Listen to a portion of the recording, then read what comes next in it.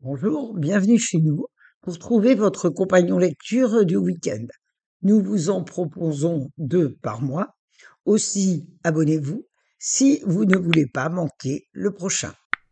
Nous avons rencontré Julien Sandrel, notre auteur d'aujourd'hui, dans La Chambre des Merveilles, que vous avez beaucoup aimé.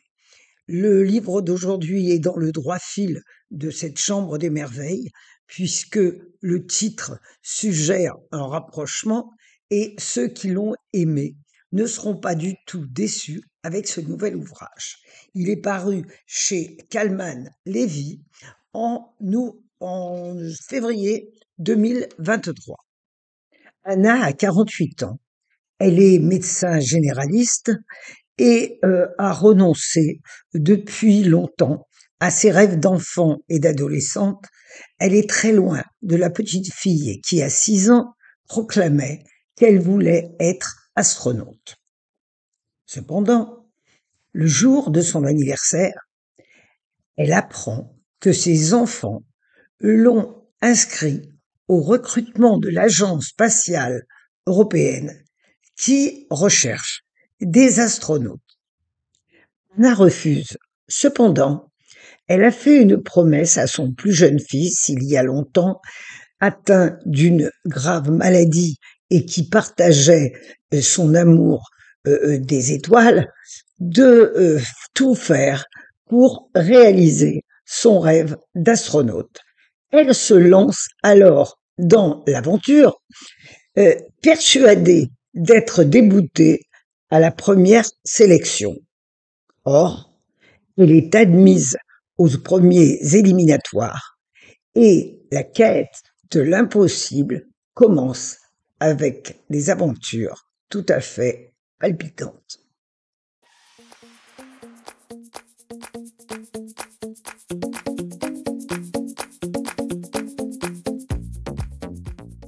Je vous propose de faire connaissance d'Anna à un moment crucial, le jour où elle doit obtenir les résultats de son admission à la première sélection.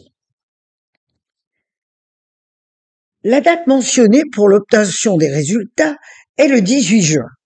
Mais quand on est choisi pour poursuivre l'aventure, cette date change subitement. Alors, depuis que je sais ça, je fais comme tout le monde. Je me connecte tous les jours. Chaque matin, je sens un frisson me parcourir le corps lorsque la page s'affiche. Et chaque matin, la date reste la même. Le 26 juin, la date n'a pas bougé. Nell me dit que certains ont vu la date changer après. Mais moi, je sens bien que c'est mort. The End. Exit la daronne qui voulait marcher sur Mars et qui est restée coincée au 18 juin. Je sais que je n'avais aucune chance, mais je ne peux m'empêcher de ressentir un pincement. Le 27 juin, je décide d'arrêter de me connecter, après une dernière tentative qui signera mes adieux à ce site déprimant. Lorsque la page s'affiche, je m'étouffe avec mon café. La date mentionnée est le 8 octobre. J'appelle Nell, paniqué, car aucune information ne m'est parvenue.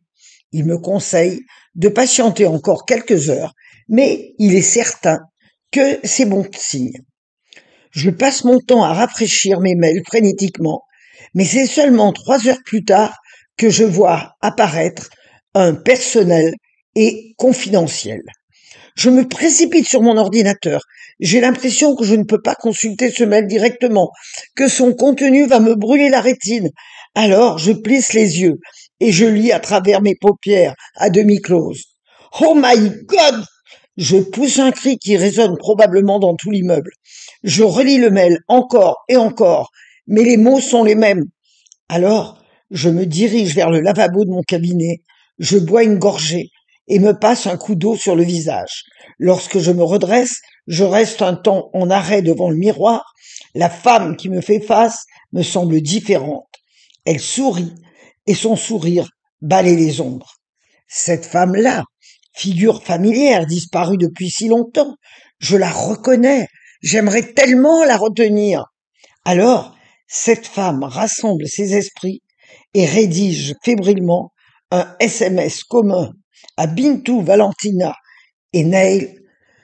I'm the next Thomas Pesquet, direction Hambourg.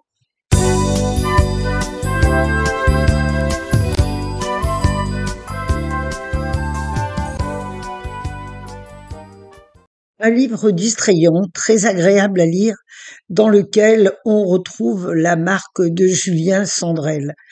La relation mère-enfant, la promesse faite à un fils, le défi de l'impossible.